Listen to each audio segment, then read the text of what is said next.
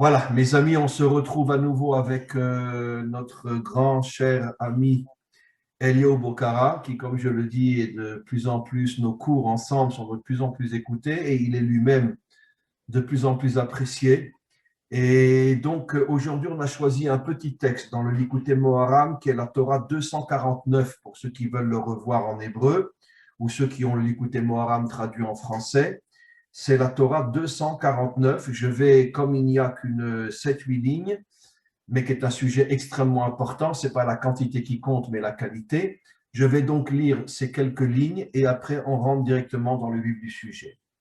Rabbi Nachman dit, Ikara Gvura, l'essentiel, Gvura, on peut traduire par force, courage, détermination, volonté. La Gvura inclut, c'est un attribut d'ailleurs, c'est un attribut divin, et la Gvura inclut, on pourrait dire, toutes les forces dans l'homme qui montrent son courage, comme on va le voir. La Gvura se trouve essentiellement, dit Rabbi Nachman, Be'alev, dans le cœur, c'est-à-dire la force du cœur. Qui Michelibo Chazak, celui qui a un cœur fort, Ve'eno, et ça veut dire quoi avoir un cœur fort? Il explique, Eno mitiare mishum adam, c'est quelqu'un qui n'a peur d'aucun homme, ou mishum davar, et de personne. Donc la définition de la gvura, je n'ai peur de personne et je n'ai peur d'aucun événement dangereux dans ce monde. Toutes les peurs dans ce monde n'arrivent pas à m'influencer, n'arrivent pas à avoir un effet sur moi. On continue. Un homme qui est arrivé à renforcer son cœur au point qu'aucune peur extérieure ne peut le toucher, il est capable de faire des actions fortes, inimaginables. L'irbosh amilchamot, il est capable de gagner des guerres. À l'aider, bon, on ne parle pas uniquement que de guerre de soldats. Évidemment, Rabbi Nachman parle de guerre, c'est-à-dire toutes les difficultés qu'on a dans ce monde. Et pour les vaincre, il faut être un soldat, dans le sens profond du terme. Donc cet homme-là est capable de réussir toutes les guerres qui s'opposent à lui, à l'aider Chosek Vetokef parce qu'il est puissant et déterminé. Chez Eno Mitiare, comme il n'a aucune peur, Ratz Letor Tokef Amilchama, il saute, il court sur le champ de bataille. Ça veut dire que ce n'est pas quelqu'un qui essaye de contourner ou de rebrousser chemin quand il a une difficulté face à lui. Il la défonce, c'est l'expression connue dans le Talmud que j'ai déjà rapporté des milliers de fois. Nos maîtres disent que la véritable définition d'un homme, Poretz Geder la Sotoderer, il défonce tous les obstacles pour se frayer un chemin. Et c'est ce que disent nos maîtres, Gibor à Kovesh et Titzro. C'est qui l'homme puissant? Celui qui est plus fort que son Yetzer Hara. De là, on voit que Rabbi Nachman fait allusion à ce que l'essentiel, on pourrait dire, du pouvoir que le Yetzer Hara exerce sur nous, c'est de nous affaiblir. Là, il révèle quelque chose de vraiment, c'est de la folie ce que Rabbi Nachman révèle, parce que si tu demandes généralement dans la rue, même à des gens qui étudient la Torah, c'est quoi le Yetzer Hara? Il va te dire l'idolâtrie, la débauche, le vol, etc. Rabbi Nachman est le seul à donner la véritable définition du Yetzer Hara. Son but, c'est de t'affaiblir. Puisqu'il dit que quand un homme n'a peur de rien, il arrive à vaincre son Yetzer Hara. Donc, ce qui veut dire que Rabbi Nachman est en train de nous révéler que la racine du Yetzer Hara, c'est la faiblesse. Et c'était ça la force de Shimshon. Encore 4 lignes, on a fini. Chez Marbo, comme il est dit, Vatachel Ruach Hashem les Fahamo. L'esprit d'Hachem était rentré en lui. Bemachane Dan, lui était de la tribu de Dan. Ben Tzar'a ou Ben Ishtael, bon, dans des endroits où il vivait dans la tribu de Dan. Chez Beoton Amekomot, dans ces endroits-là, Tzalcha alav Ruach Hashem, Velavash Gvura. C'est posé sur lui l'esprit d'Hachem qui lui a donné cette force. Donc de là, on voit encore une définition incroyable de Rabbi Nachman, que l'esprit d'Hachem, c'est pas je suis un mystique spirituel qui vit dans la synagogue ou dans une église, c'est tout le contraire. Comment un homme sait qu'il a l'esprit d'Hachem en lui si c'est un guerrier qui n'a peur de rien? C'est incroyable, Eliaou, hein. Franchement, encore une ligne et puis je te passe la parole, mais c'est incroyable comment nos maîtres authentiques en vérité, nous présente la vraie Torah. Et malheureusement, combien de personnes qui étudient l'Ikouté Moharam et qui passent complètement à côté? Ça veut dire qu'ils deviennent des mystiques, des spirituels, des envolés, des déconnectés. Alors que Rabbi Nachman nous dit clairement ici que tu penses avoir l'Esprit de Dieu en toi, montre-moi qui tu es sur un champ de bataille et pas dans une synagogue. Daïnou, Shebalo, Chosek, Vetokef, Buratalev. L'Esprit de Dieu, lorsqu'il rentre en toi, te donne la force, le courage dans le cœur. Et la dernière phrase, Vayedeze, Asa, Gvurot, Noraot. Et c'est comme ça que tu arrives à faire des actions inimaginables. Alors, on va commencer tout de suite par une question et je te laisse la parole, Eliaou. Finalement, Rabbi Nachman ici touche deux points fondamentaux. Comme on a expliqué que le vrai mauvais penchant, c'est d'affaiblir l'homme.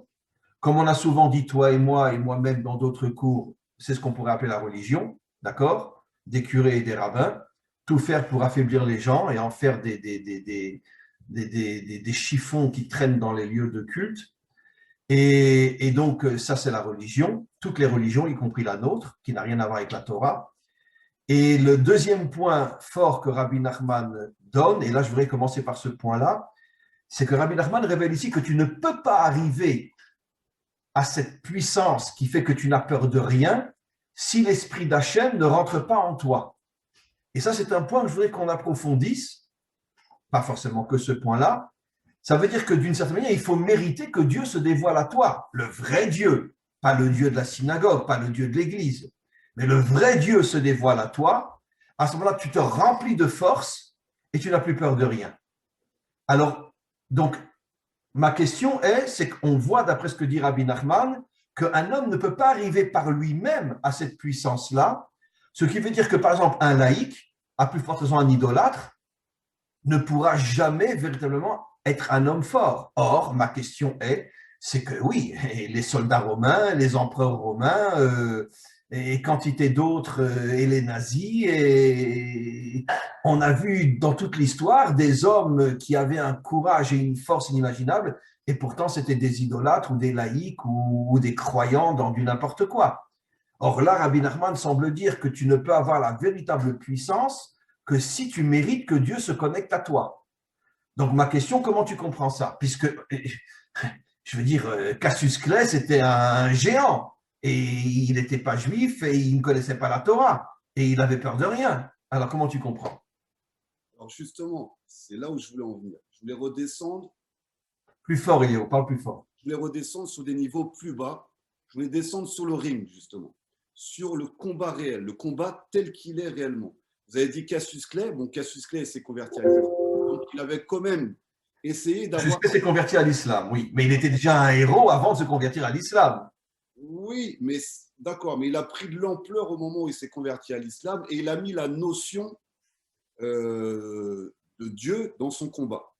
Donc déjà, il a intégré ça à l'intérieur de lui-même dans cet état d'esprit. Maintenant, je voulais revenir sur deux choses justement qui sont… En donnant un autre exemple, le champion, le chinois, le champion de taekwondo qui est mort jeune, comment il s'appelait nouveau à Bruce Lee. Bruce Lee, et lui n'avait pas la Torah, pourtant c'était un géant de force. Il n'avait pas la Torah, mais il avait le Tao.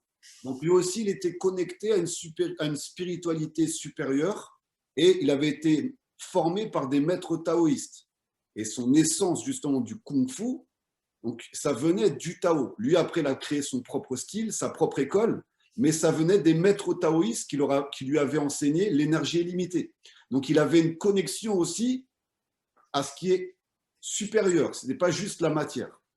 Donc c'était des êtres quand même qui avaient des connexions quand même à ce qu'on peut appeler l'éternel, même s'ils ont pris des voies différentes de ce qu'est la Torah, mais ils avaient quand même ces connexions-là. C'est pour ça que je voulais descendre à ce niveau-là, c'est-à-dire que dans les sports de combat en général, si tu n'as pas de cardio, tu es mort. Donc le cardio, il est lié au cœur. Évidemment. Donc même si quelqu'un est puissant, est fort, a une super technique, mais s'il ne tient pas 1, 2, 3, 4, 5, 6, 7, 8, 12 rounds, il est foutu. Donc tout va jouer au niveau du cœur. Maintenant, on sait que dans un combat, il y a le cœur, donc le cardio qui est très très important. Et qu'est-ce qui va faire tout le reste? c'est le mental. Donc on sait qu'Akadosh Baruch Hu repose sur l'être humain. Alors pourquoi ici Rabbi Nachman parle du cœur plus que du mental, puisque tu dis quelque chose d'absolument juste. Moi, j'aurais pensé que le mental est peut-être encore plus important que le cœur, puisque qu'est-ce que c'est le mental? Je refuse de me laisser impressionner, je refuse d'avoir peur, je refuse de croire ce que je vois. Puisque tu sais que nos maîtres nous disent que qu'est-ce que c'est un homme authentique, même s'il a le tranchant de l'épée sur la gorge, il ne se désespère pas qu'Hachem puisse le sauver. Alors c'est ce qu'il dit. Alors ça, c'est du mental, c'est pas du cœur, ça. Mais justement, Rabbi Nachman dit l'esprit divin le saisit pour la première fois à Machanedan. Donc il parle bien du cœur, mais il parle bien de l'esprit divin. Enfin, c'est une traduction l'esprit. Mais il parle du mental divin. On va l'exprimer comme ça, pour ne pas repartir à l'église. Donc le mental divin est entré sur lui. C'est-à-dire qu'il a pris conscience qu'il n'a plus aucune limite. Rien ne l'impressionne. Et vous avez dit au départ, on a vu l'Empire romain qui était fort. Ok, ils ont été forts tant qu'ils ne se sont pas affrontés à une armée qui est connectée à l'éternité. Tant qu'ils étaient confrontés à des religieux, ils arrivaient à garder le pouvoir. Ils ont détruit Israël aussi, complètement, jusqu'à aujourd'hui. Ils ont détruit Israël, mais au final, ils ont fini par être détruits parce qu'ils ne sont pas connectés à l'éternité. Les traces de... Nous, on est toujours là, mais eux ne sont plus là. Donc, ils ont perdu le combat. Ils n'ont pas gagné le combat. Ils ont peut-être gagné une bataille. Ils n'ont pas gagné la guerre. Ils n'ont pas du tout gagné la guerre, loin de là. D'ailleurs, toutes les civilisations qui se sont attaquées à Israël ont gagné des batailles, mais n'ont jamais gagné la guerre. Car nous, on est toujours là et on peut aller cracher sur leur tombe. Alors, c'est ça la connexion, c'est-à-dire qu'il y a le cœur avec ses deux ventricules, le côté gauche et le côté droit. On sait qu'il y a un ventricule qui va envoyer le bon sang dans l'organisme et qui va l'alimenter, et il y a l'autre ventricule qui va absorber le mauvais sang. Et on sait que dans la Torah, il y a le Yetzer Hara et le Yetzer Tov dans le cœur. On a une partie du cœur qui est connectée au mauvais penchant et une partie du cœur qui est connectée au bon penchant. Le but, c'est que les deux parties du cœur, donc le cardio, servent directement le mental. Donc, on le voit très bien. Regardez, quelqu'un qui a peur. Mais de toute façon, le cœur aussi envoie du sang au cerveau. Le cœur envoie du sang. Le sang le plus purifié arrive au cerveau, d'ailleurs. Exactement, mais le cerveau envoie les contractions au cœur parce que c'est relié au système nerveux. C'est-à-dire que quelqu'un qui a peur, son cœur va commencer à s'accélérer. Et donc, du coup, il va commencer à emmener la peur sur son cœur. Donc, on voit que les deux sont interconnectés. Et on voit bien, et on revient toujours à la même chose, quelqu'un qui agit que selon son cœur commence à vivre dans une société complètement déconnectée du Créateur. Il agit que selon son cœur. Et quelqu'un qui agit que selon son cerveau peut rentrer dans une société complètement spirituelle et vice-versa. Il y a aussi des religions dans le sens déconnecté de la réalité. De la réalité. Mais il y a aussi la religion du cœur et la religion du cerveau. Absolument. Et il y a aussi la stratégie du cerveau, c'est-à-dire une stratégie qui est binaire, dictatoriale, tout est calculé, tout est carré. Et il y a aussi la stratégie du cœur, où on arrive à t'avoir d'une manière négative en te manipulant par les séduisant. C'est tout le système de publicité d'aujourd'hui où on vient jouer sur tes émotions pour que tu craques, t'achètes et que tu sois lié à tes... Ça veut dire que la grande majorité des hommes n'ont aucune connexion entre le cerveau et le cœur, je parle dans le sens profond du terme, et donc tu les as ou par le biais d'une action sur leur cerveau ou par le biais d'une action sur leur cœur. Voilà les deux grands... Tandis que là, Rabbi Nachman parle des deux choses. Tu as le Ruach d'Hachem, l'esprit divin, qui lui va renforcer ton mental, et tu as le cœur. Mais alors, donc, il semblerait alors, si je comprends bien, ça veut dire que si l'homme fait un travail sur son cœur, il méritera que Hachem lui envoie le Ruach, l'esprit divin dans son mental. Ça veut dire qu'il y a une sorte d'association entre les deux, parce que ce n'est pas Dieu qui fait tout. Il faut bien que l'homme ait un mérite. Donc, il faut que l'homme commence à travailler sur son cœur pour mériter que l'esprit divin rentre dans son mental et qu'il n'ait plus peur de rien. D'où l'entraînement au mitzvot, d'où l'entraînement du corps à renforcer son corps, d'où l'entraînement du roi David au combat. Merci à Hachem de m'avoir enseigné le combat. C'est Hachem qui lui a enseigné le combat, mais il écrit dans les psaumes. Dans les Teilim, c'est écrit directement, de lui avoir enseigné le combat. Donc on se rend compte que les deux combats qu'on va mener pour justement devenir puissant, avoir la gvoura, c'est vaincre le mauvais côté du cœur et vaincre le mauvais côté du mental. Donc, le mental faible, eh ben, il se laisse influencer par tout ce qu'il a autour de lui et il a peur d'une armée comme l'armée romaine, d'accord? Il va avoir peur de cette armée. Et il y a le bon côté, comme Rabbi Shimon Bar Yochai, comme vous expliquez dans un cours que vous avez mis la semaine dernière, qui n'a eu peur de rien et qui a continué le combat jusqu'au bout, quitte à être persécuté, chassé dans les grottes et devoir fuir pour continuer le combat. Il a mérité que Hachem lui a révélé la lumière de la délivrance finale, qui est le Zohar. Exactement, c'est-à-dire que c'est là qu'il se révèle. On revient toujours à la même chose essentielle. Qui tu crains le plus? Un lion, un homme ou la source de toutes les sources? Si tu crains la source de toutes les sources, tu sais que c'est lui qui dirige tout. C'est lui qui est derrière tout. Donc tu es prêt à affronter une armée comme un seul homme. Une armée ne te fait pas craindre, au contraire. D'une certaine manière, dans toutes les unités d'élite, pas maintenant sur le plan purement soldat, et comme en Israël, mais on n'est pas les seuls, ils envoient des fois des individus seuls dans un pays pour prendre des renseignements ou pour s'infiltrer, etc. Et c'est évident que bon, ils sont à ce niveau-là de n'avoir peur de rien. Exactement. Mais tu voudrais dire que ça serait impossible s'ils n'ont pas à leur niveau une certaine connexion avec l'au-delà, avec quelque chose qui est au-dessus de l'homme. C'est-à-dire qu'un homme qui est 100% laïque ne pourra pas atteindre ce niveau-là. C'est impossible. Et non, parce qu'il n'aura pas le roi d'Hachem, il n'aura pas le souffle d'Hachem. C'est ça, mais c'est ce qu'ils essayent de faire aussi dans l'islam fondamentaliste. C'est-à-dire, en fait, ils ne servent pas à Kadosh Baruch Hu, ils ne servent pas l'Éternel. Ils servent le molaire. C'est-à-dire, ils envoient leurs enfants se sacrifier au molaire par le feu. Parce qu'à l'époque donc d'Israël, dans la Torah, on voit qu'il y avait un rite qui était de sacrifier ses enfants par le feu au molaire. Donc ça a un rite interdit, très grave. Oui, c'est un rite d'idolâtrie. Qui était répandu dans le monde entier, pas seulement chez nous. C'est exactement ce qu'aujourd'hui les fondamentalistes font.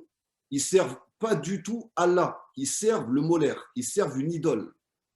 C'est des idolâtres.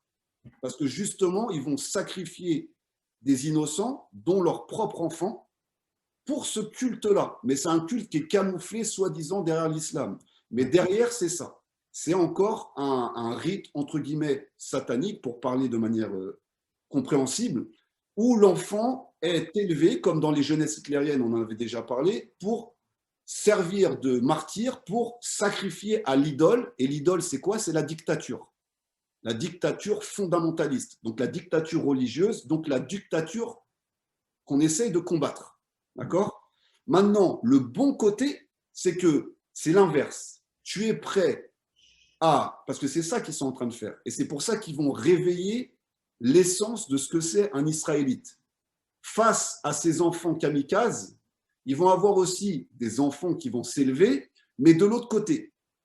C'est-à-dire qu'eux, ils ne vont pas se sacrifier pour un culte qui est idolâtre, ils vont se sacrifier pour Akadosh Baruch Hu. Et c'est ça qu'on est en train de voir renaître dans certaines unités d'élite d'Israël, comme vous dites.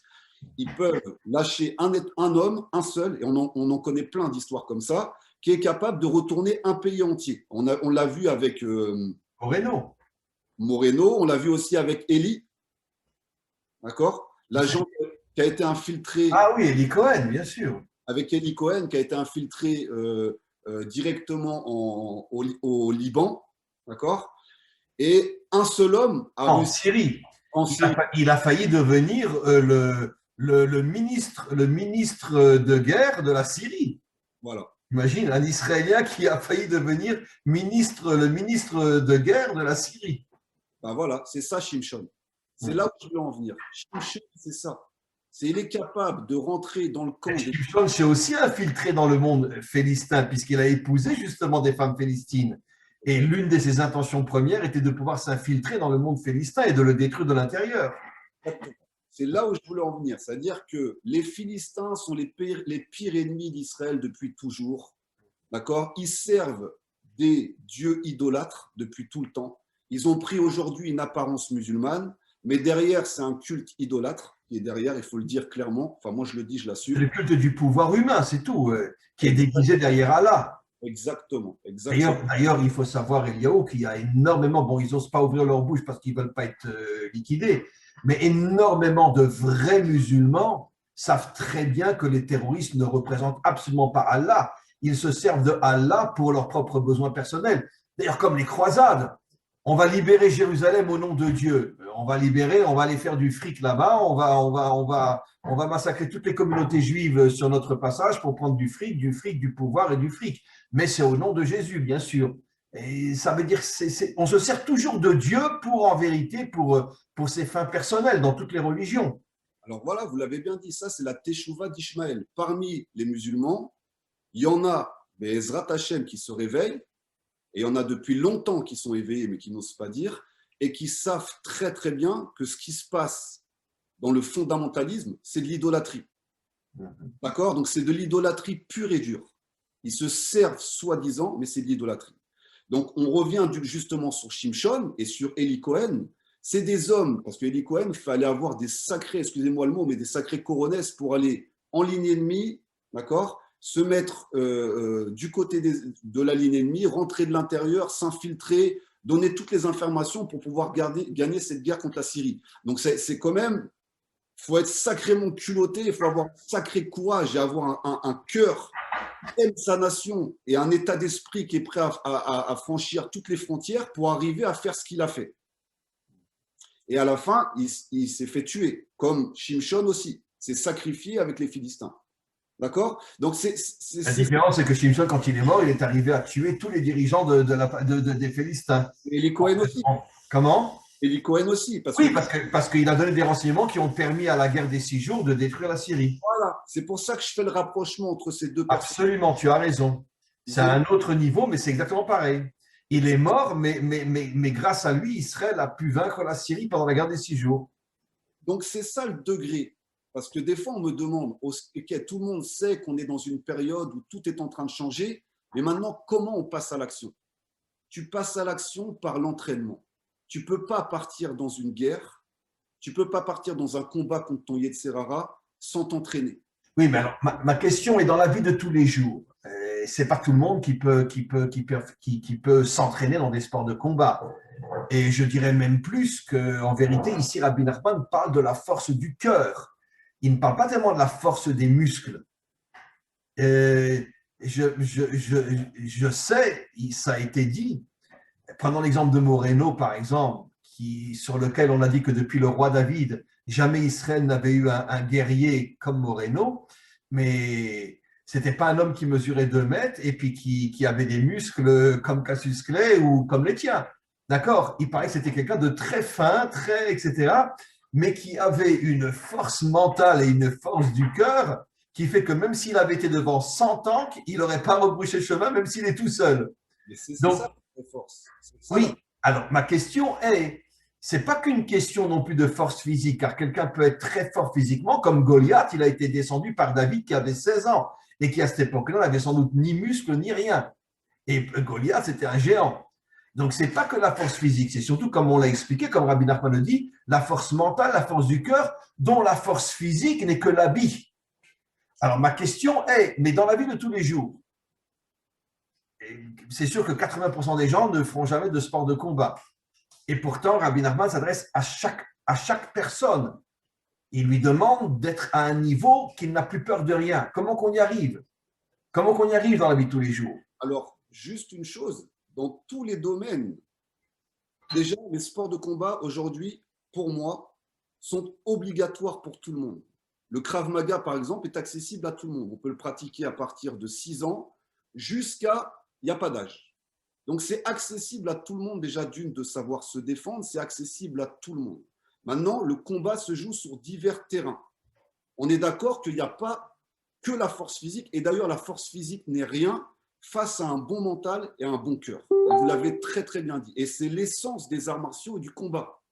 Moi, je l'ai vu souvent dans des oppositions. Ceux qui étaient le plus costauds, donc musculairement parlant, n'étaient pas du tout les meilleurs combattants. Ben, Bruce Lee n'avait pas un corps d'athlète surhumain. Hein. Il était très fin, Bruce Lee. Il avait un corps d'athlète, c'est un athlète, mais qui n'était pas superflu. Voilà. Dans le bodybuilding et dans le volume musculaire. Mais par contre, il avait une force surhumaine parce qu'il avait compris que la force, comme on vient de le dire, vient de l'esprit, du mental et du cœur. Et il alliait ces deux choses. Donc, on peut prendre exemple. Je vous avais envoyé aussi une bande-annonce sur Victor Young Pérez, donc, qui était un des plus jeunes champions du monde, qui était un juif tunisien d'ailleurs, et qui, pendant la guerre 39-45, Ah, à Auschwitz, ils l'ont obligé à faire des combats. exactement, Oui, bien sûr. ils l'ont obligé à faire des combats. Bon, il avait un niveau de champion du monde à 20 ans. Et pour aller chercher des membres de sa famille, il a dû retourner dans les endroits où les Allemands étaient. Il s'est fait rafler et il a fini dans les camps. Dans les camps, les Allemands le sous-nourrissaient, donnaient une sous-alimentation, sachant qu'il travaillait dans les cuisines. Et le peu de nourriture qu'il récoltait, il le gardait de côté pour les plus faibles du campement. Lui, il ne les mangeait pas. Il restait presque à jeun tout le temps. Et les Allemands, sachant qu'il y avait un champion du monde de boxe dans leur camp, juif qui plus est, voulaient l'affronter pour montrer la supériorité allemande. Manque de peau, malgré le manque d'alimentation et les conditions, il arrivait quand même à vaincre des Allemands beaucoup plus gros, beaucoup plus forts que lui. Ce qui humiliait les Allemands qu'un petit juif qui ne mange pas ait un mental et un cœur aussi forts. Ils ont fini par le tuer dans une marche de la mort. Et qui l'a tué dans la marche de la mort? Un des combattants allemands qu'il avait battu dans le camp. Il lui a mis une balle dans la tête. Donc là, on voit la force de ce que c'est le mental et le cœur, puisque l'homme n'était pas alimenté, il n'avait pas de repas tous les jours, il n'avait pas de récupération, et il n'avait plus d'entraînement, et en même temps, il était cassé psychologiquement tous les jours. Malgré ça, il a réussi à montrer qu'on est capable de passer au-delà des limites physiques grâce au mental, donc grâce à la connexion avec Hachem, parce que pour moi, le mental, c'est la connexion avec Hachem. C'est le roi d'Hachem qui rentre en toi. Voilà. Et grâce au cœur qui permet la connexion entre le cœur et le mental, qui permet l'action du corps, parce que c'est grâce au cœur que le corps bouge, et grâce au cerveau. La connexion des deux donne une force. Donc je pense que c'est ça qui veut expliquer Rabbi Nachman. Et ça se joue sous tous les plans. On n'est pas obligé de monter sur un ring ou de faire du Krav Maga. Ça joue aussi face aux avérotes, face aux... Mais alors concrètement, comment un homme arrive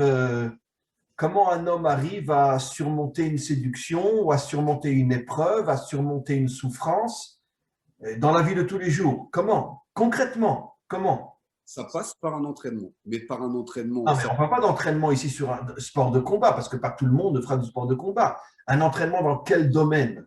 Un entraînement, ça peut être soit un entraînement familial, soit les parents, depuis petits, ont entraîné leurs enfants à avoir de bonnes midotes, donc avoir un mental fort et un cœur fort. Ça peut être aussi soit par un entraînement classique et physique, comme on l'a dit, ou soit Hachem a été directement l'entraîneur. Et vous voyez que pour Shimshon Agibor, il était nazir depuis l'enfance. Donc Hachem l'a sélectionné depuis l'enfance pour être un nazir. Donc il était déjà surentraîné depuis l'enfance, Shimshon, puisqu'il a été sélectionné par Hachem. Il a dit à ses parents que voilà, ça allait être un enfant nazir, qui allait être consacré à Kadosh Baruch Hu. Donc il va devoir se battre toute sa vie, parce que c'est quoi? Est-ce que vous pouvez nous donner, Rav, la vraie définition du nazir? C'est un peu compliqué. On va dire que la vraie définition du nazir, c'est celui qui refuse de prendre un plaisir pour le plaisir du plaisir. C'est ça la vraie définition d'un nazir. Ça veut dire un homme authentique. Bon, alors nous, on en a fait dans toutes les fausses religions le nazaréen, mais en vérité, la définition d'un nazir, c'est que, par exemple, je vais au restaurant avec mon épouse, c'est pas uniquement pour kiffer l'assiette, c'est pour me retrouver un moment avec elle. Je vais à l'hôtel avec mon épouse, mais si j'ai les gros moyens, un hôtel 5 étoiles, c'est pas uniquement et essentiellement pour kiffer l'hôtel, c'est pour pouvoir me retrouver avec elle. Ça veut dire construire le couple. Ça veut dire que ça se joue sur un cheveu. Évidemment, ne soyons pas idiots, ne soyons pas hypocrites. Évidemment que si le restaurant est bon, on va profiter du restaurant. Mais ce n'est pas pour ça que j'y vais. J'y vais, ma vraie raison, c'est pour qu'on se retrouve ensemble. Donc c'est quoi le nazir? C'est pas quelqu'un qui ne profite pas de la vie. C'est quelqu'un qui met de bonnes et pures intentions dans son profit de la vie. Ça, c'est la définition du nazir. Donc, ça se rapproche de la définition du Gibor. Il est capable... L'homme authentique. Le contraire de ce que les religions ont fait. qui nous font croire que le nazir, c'est celui qui est en haut sur une montagne et que toute la journée, il dit mon Dieu, mon Dieu, mon Dieu, mon Dieu. Non, pas du tout. Voilà, donc ça nous donne déjà une bonne réponse de qu'est-ce qui peut nous emmener à développer notre cœur et notre mental. D'arrêter de céder à tous les plaisirs, à tous les surplus négatifs de ce monde. Parce qu'au final, ils nous affaiblissent. C'est des plaisirs qui nous affaiblissent. Si c'est dans le trop. Et le monde occidental, il cherche à nous affaiblir avec toutes les séductions de ce monde. Donc, c'est ce qu'on voit. C'est-à-dire qu'aujourd'hui, l'homme occidental, par rapport, excusez-moi, entre guillemets, mais à l'homme oriental, s'il y avait une confrontation guerrière homme à homme, les Occidentaux sont foutus. Oh, c'est évident. Au niveau physique. Au niveau physique. La seule force de l'Occident, c'est la technologie. Mais sur le plan physique, c'est évident que l'Orient est beaucoup plus fort que l'Occident. C'est ça que je veux dire. C'est-à-dire que si la guerre se jouait sur un terrain comme les premières guerres, avec une épée, etc., on est fichu. Face à face, l'homme occidental est foutu, autant au niveau du mental qu'au niveau du cœur. Il n'a plus de mental, il n'a plus de cœur, il n'a plus rien. Sous les deux accès, il est battu. C'est sûr et certain. Maintenant, il est monté à un niveau beaucoup plus haut, parce que c'est la force des saves, au niveau stratégie militaire et stratégie de guerre, qui aujourd'hui se joue avec des drones, avec… Et au niveau technologique, c'est ça la force de l'Occident aujourd'hui. Parce que la force humaine, ils ne l'ont plus. Il n'y a plus de guerriers en Occident. Voilà. Et la force orientale aujourd'hui, c'est, OK, vous avez la technologie. Nous, on a une âme qui n'attend qu'une seule chose, c'est partir au paradis et est prête à se sacrifier. Donc, même la technologie a du mal à contrer ce type de guerre. Absolument. Voilà les deux forces qui s'affrontent. Et si vous avez bien compris, c'est d'un côté la force extérieure, la machine, du cerveau qui vient du cerveau, oui. a été créé par le cerveau, et d'un côté la force du cœur total. Je soumets mon cœur totalement à une cause, sans réfléchir, parce qu'avant de me faire exploser, je ne réfléchis plus. En vérité, c'est ce que les Kohanim contre les Grecs ont fait. L'armée des Hashmonaïm, c'était des Kohanim. Donc en vérité, ça veut dire quoi? C'était pas du tout des gens entraînés, c'était pas du tout des gens qui étaient à l'armée, puisque d'après notre tradition, les Kohanim ne vont pas à l'armée. Et pourtant, c'est eux qui ont pris la tête de l'armée, ils sont arrivés à vaincre les Grecs. Or, c'est évident qu'au départ, ils n'avaient pas cette puissance physique, mais c'était la prise de conscience que précisément eux doivent donner l'exemple, parce que justement, pour que tout le monde voit que bien que ce ne sont pas des gens entraînés, mais ils sont arrivés à avoir une telle force mentale et au niveau du cœur, comme on le voit dans les livres qui parlent de leur guerre, les Grecs étaient sur des qu'on appelle ça, sur des éléphants, et ils passaient sous les éléphants et ils enfonçaient leur épée dans le ventre de l'éléphant en sachant que l'éléphant s'écroulerait sur eux, mais eux aussi, de certaine manière, ils étaient prêts à mourir pour sauver leur peuple. Exactement. Et c'est ça, mais au final, c'est l'esprit divin qui s'est posé sur eux. C'est ça qu'on parle. Bien sûr. L'esprit s'est posé. C'est-à-dire que Hachem, des fois, quand tu es Kadosh, vient faire la guerre avec toi. C'est pour ça que l'islam fondamentaliste aujourd'hui, et même l'islam modéré, parle de guerre sainte. C'est une guerre justement où ils veulent appeler, parce qu'ils ont Ishmaël, ils ont El dans leur nom, ils veulent appeler dans leur guerre Hachem, face à Terminator, face à la technologie. Mais ils le disent, Allah Akbar, de toute façon, ils n'invoquent que Dieu, de toute façon. Exactement, exactement. Donc c'est ce qu'on peut retrouver de l'un sans l'autre, c'est-à-dire que c'est toujours les mêmes extrêmes. Et nous, en tant qu'Israël, on vient rétablir l'équilibre. C'est-à-dire l'extrême du cerveau donne la technologie d'aujourd'hui, donc des guerres virtuelles avec une technologie de bombe atomique qui détruit une armée avec une bombe et même un pays et même le monde entier, tellement la force de destruction est grande avec le cerveau, donc connecté à l'âme, ça va très très loin. C'est pour ça qu'Esav, on ne peut presque pas l'arrêter au niveau de son avancement. Et de l'autre côté, on a l'extrême opposé, tout est lié sur le cœur, donc le chesed d'Abraham, parce qu'ils sont quand même connectés à Abraham. Abraham, le chesed, ça vient en majorité du cœur, et qui mène aussi à une guerre qui est complètement connectée au divin, mais dans le sacrifice et la soumission totale. Voilà les deux extrêmes. Donc, Rabbi Nachman nous demande encore d'unir les deux. Le cerveau et le cœur. Le cerveau et le cœur. C'est-à-dire, soit… Mais au niveau des forces intérieures, pas au niveau des forces extérieures, de se servir du cerveau pour créer une bombe.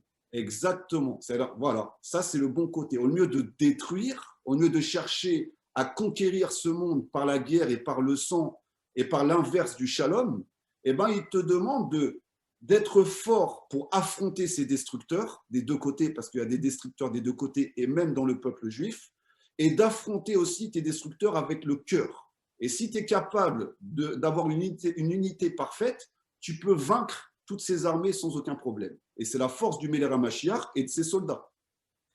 C'est exactement ça, c'est ça, puisqu'on arrive plus ou moins à la fin, justement, tu viens vraiment, Mina Shamaim, de toucher une notion, parce qu'on se pose toujours la question concrète, à vision humaine. Le Mashiach, il n'a aucune chance, parce qu'il aura toutes les plus grandes puissances du monde entier qui vont s'unir contre lui. En 1 milliard de fractions de seconde, il est mort. Mais il semblerait qu'il aura une connexion avec le maître du monde, dû justement au fait qu'il n'arrivera en aucun cas à ressentir la moindre peur, même s'il sait que tout le monde va s'unir contre lui. Il va tellement purifier son cœur et son cerveau de ne laisser aucun venin de la peur lui faire du mal, qu'il aura une telle connexion qu'il aura finalement une force surnaturelle. Je ne parle pas de force du muscle, mais je parle dans son projet, il sera tellement appuyé par Hachem que finalement personne ne pourra le détruire. Et c'est quoi les sphirotes de David et de Moshe? David, c'est la Malchut et Moshe, Oui, c'est Netzar, c'est la splendeur. Netzar et Tiferet. Netzar C'est est surtout différent. Tiferet.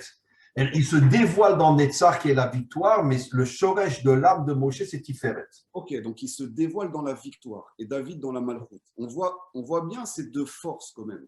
Oui. Victoire et la Malchut. D'ailleurs, même Moshe, tous nos commentaires posent la question, comment ça se fait-il que Pharaon ne l'a pas tué? Après la première, deuxième, troisième plaie où il est en train de ruiner l'Égypte, pourquoi Pharaon n'a pas tué? Et tu sais ce que Nachmanide révèle, le Ramban, il dit parce qu'il avait compris qu'il possédait une force surhumaine et Pharaon voulait savoir d'où vient cette force pour la récupérer et après le tuer. Ça veut dire qu'il avait compris que ce n'était pas un homme normal. Mais pourquoi? Parce que Moshe n'avait peur de rien. C'est exactement ce que dit Rabbi Nachman. Donc c'est ça, on doit arriver à cette essence-là, chacun en tant qu'être humain, de sortir de ce conditionnement qu'on a reçu de crainte, comme si en fait tout s'arrêtait à ce monde. En fait. Le monde fait tout pour nous plonger dans la crainte. La peur de ne pas bien gagner sa vie, la peur de ci, la peur de ça. Et c'est pour ça qu'on se réfugie dans les plaisirs, pour oublier les peurs. En vérité, le plaisir est la réponse à la peur. On est d'accord. Et en même Plus temps, un homme a peur et plus il fuit dans le plaisir. et aussi on s'attache à la matière et au plaisir. Donc le fait de s'attacher au corps, l'homme en arrive à devenir faible parce qu'il a peur de la maladie, il a peur de la mort, enfin, quand la mort existe, parce qu'en fait, elle n'existe pas, mais il en arrive à avoir peur de la mort, donc ce qui l'affaiblit et ce qui en fait empêche sa force d'action. Alors que quand un homme n'a plus aucune limite mentale, eh ben, il est capable d'affronter les martyrs du mensonge et la société technologique dictatrice. Parce que du coup, il n'y a plus aucune limite. Eux sont encore limités puisqu'ils ont choisi soit le cœur, soit le cerveau. Et ils sont limités par l'un des deux. Et ils sont obligés de s'unir d'ailleurs les deux.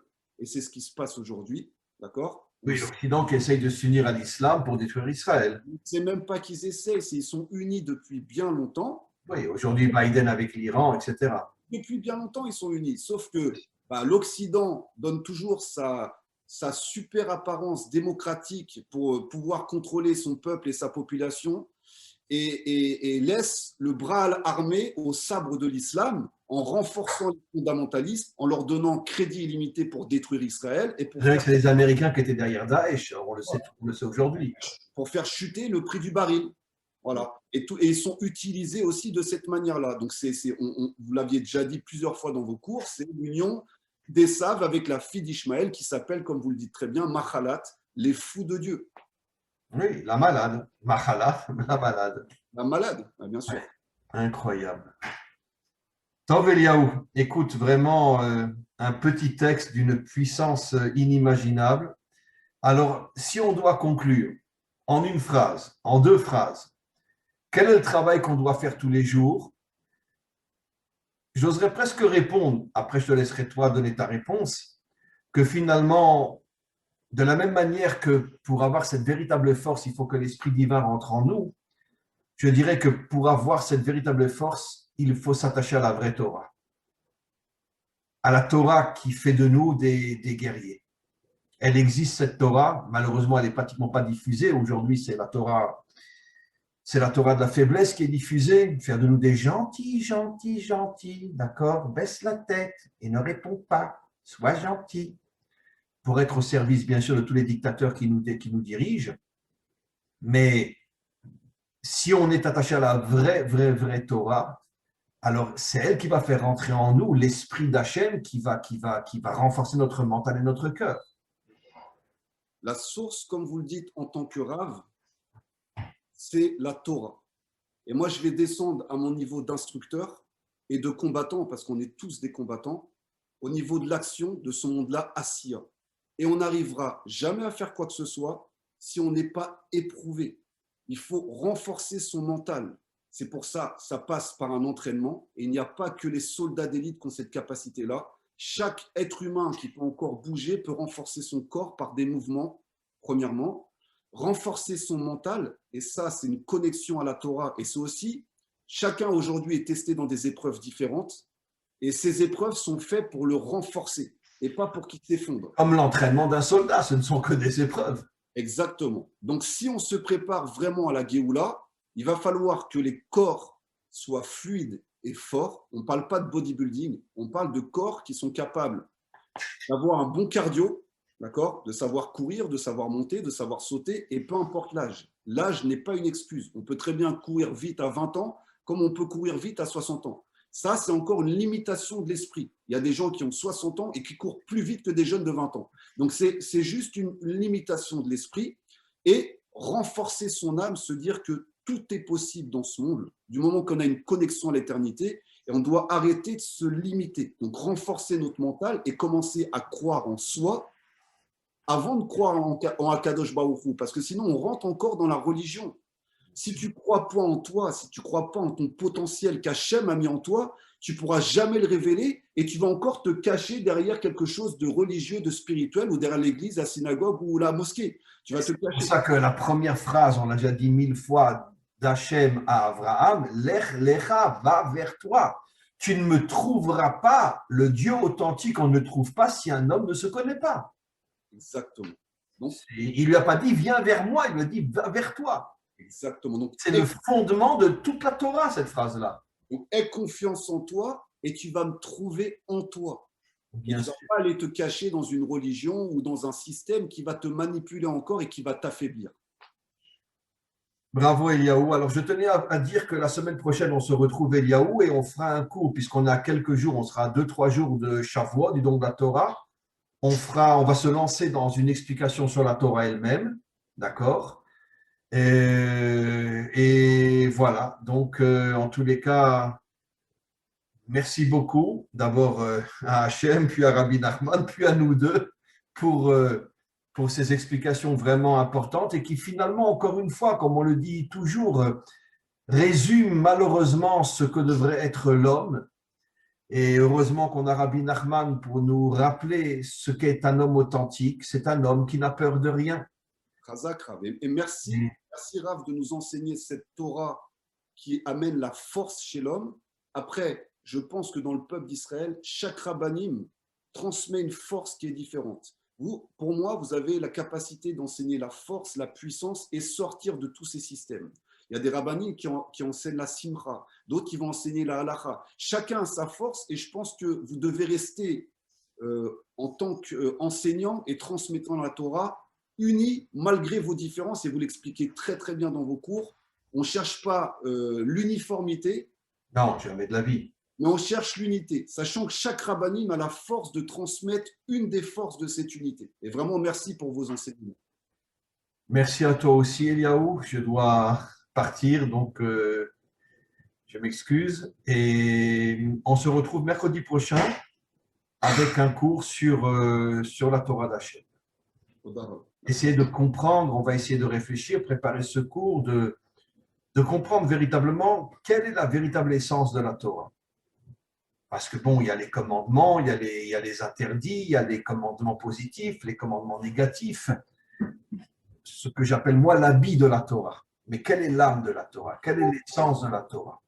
Qu'est-ce que la Torah veut de nous véritablement? C'est sur ce point-là qu'on va parler la semaine prochaine.